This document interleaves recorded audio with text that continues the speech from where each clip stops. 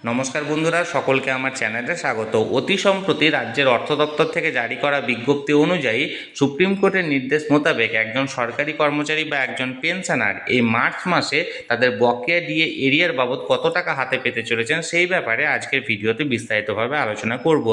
ভিডিওটি অত্যন্ত গুরুত্বপূর্ণ, তাই প্রথম থেকে শেষ পর্যন্ত অবশ্যই ধৈর্য সহকারে দেখবেন এবং ভালো লেগে থাকলে অবশ্যই একটি লাইক করবেন এবং সকলের সঙ্গে শেয়ার করবেন। আর সেই সাথে এই চ্যানেলে যদি প্রথমবার হয়ে থাকেন এই রকমের ইনফরমেটিভ ভিডিও আরও দেখার জন্য যারা এখনও পর্যন্ত এই চ্যানেলটিকে সাবস্ক্রাইব করেননি তারা অবশ্যই চ্যানেলটিকে সাবস্ক্রাইব করে নিতে ভুলবেন না। তাহলে চলুন আমরা বিস্তারিত জেনে নিই। এই মার্চ মাসে একজন সরকারি কর্মচারী বা পেনশনার তাদের বকেয়া ডিএ এরিয়ার মূলত 1 জানুয়ারি 2016 থেকে 31 ডিসেম্বর 2019 এই 4 বছর অর্থাৎ 48 মাসের এক কিস্তি অর্থাৎ 50% পেতে চলেছে। বাকি 50% পাবেন আগামী সেপ্টেম্বর মাসে। এই 4 বছর অর্থাৎ 48 মাসের সম্ভাব্য যে ডিএর হিসেব, সেই ডিএর হিসেব অনুযায়ী 1 জানুয়ারি 2016-তে একজন গ্রুপ ডি কর্মচারী তার বেসিক পে যদি 7,000 টাকা সেই সময় ছিল, তাহলে সেই কর্মচারী মার্চ মাসে সেই এরিয়ার বাবদ পেতে চলেছেন 74,700 টাকা। অর্থাৎ মার্চে পাচ্ছেন 74,700 টাকা এবং বাকি 74,700 টাকা পাবেন আগামী সেপ্টেম্বর মাসে। অর্থাৎ প্রায় 1,49,400 টাকা তার বকেয়া ডিএর এরিয়ার তার হচ্ছে এই 4 বছরের অর্থাৎ 48 মাসের। সেই রকমভাবে একজন গ্রুপ সি কর্মচারী বেসিক পে ছিল 8,840 টাকা স্টার্টিং বেসিক পে অর্থাৎ 2,600 টাকা গ্রেড পে অনুযায়ী। তিনি মার্চ মাসে পেতে চলেছেন 95,000 টাকা।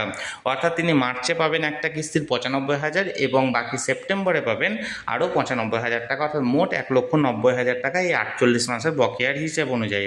গ্রুপ বি কর্মচারী যাদের স্টার্টিং বেসিক পে ছিল 11,040 টাকা, অর্থাৎ 2016 জানুয়ারি মাসে যদি তার 11,040 টাকা বেসিক পে ছিল সেই সময়, তাহলে তিনি এই মুহূর্তে পেতে চলেছেন মার্চ মাসে 1,17,812 টাকা এবং বাকি আর একটি ইনস্টলমেন্ট অর্থাৎ 1,17,812 টাকা তিনি পাবেন আগামী সেপ্টেম্বর মাসে। এবার গ্রুপ এ কর্মী অর্থাৎ যে সমস্ত কর্মচারীর বেসিক পে ছিল 13,680 টাকা, তারা সর্বনিম্নভাবে পাবেন 1,45,985 টাকা এই মার্চে এবং বাকি 1,45,985 টাকা পেতে চলেছেন আগামী সেপ্টেম্বর মাসে। এবং সেই অনুযায়ী একজন পেনশনার, সেই পেনশনারেরও যদি বেসিক পেনশন 7,000 টাকা থাকে, তাহলে তিনিও মার্চ মাসে পাবেন 74,700 টাকা।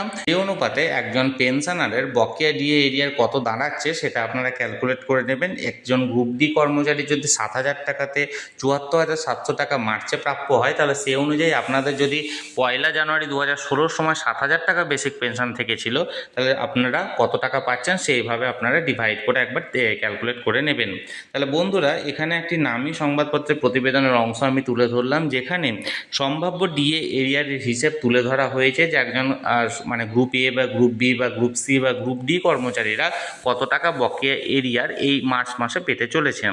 আপনাদের যদি কোনো রকম কোনো প্রশ্ন থাকে অবশ্যই কমেন্ট করুন, আর ভিডিওটি ভালো লেগে থাকলে অবশ্যই একটি লাইক করুন এবং সকলের সঙ্গে শেয়ার করুন। আর সেই সাথে এই চ্যানেলে যদি প্রথমবার হয়ে থাকেন এই রকমের ইনফরমেটিভ ভিডিও আরও দেখার জন্য যারা এখনও পর্যন্ত চ্যানেলটিকে সাবস্ক্রাইব করেননি তারা অবশ্যই চ্যানেলটিকে সাবস্ক্রাইব করে রাখুন।